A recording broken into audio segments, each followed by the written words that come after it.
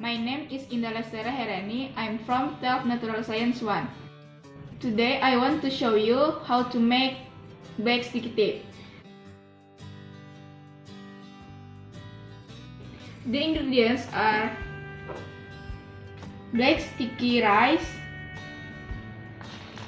powder yeast, a jar, banana leaves, a bowl, and filter.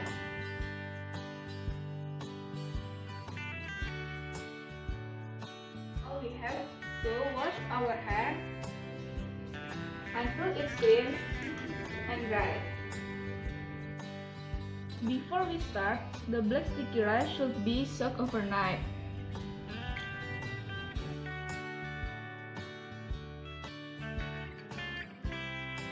Then, strain the black sticky rice.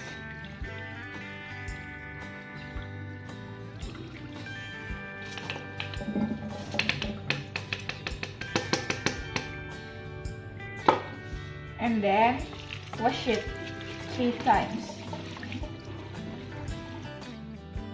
Steam the black sticky rice about 30 minutes until it's cooked perfectly. Pour the powder yeast onto the black sticky rice until it's even.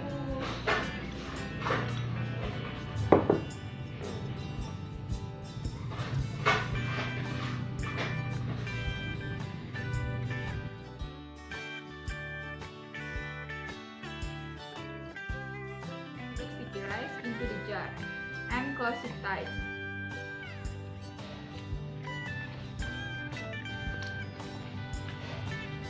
And then leave it for 2 or 3 days. After that, it should be ready.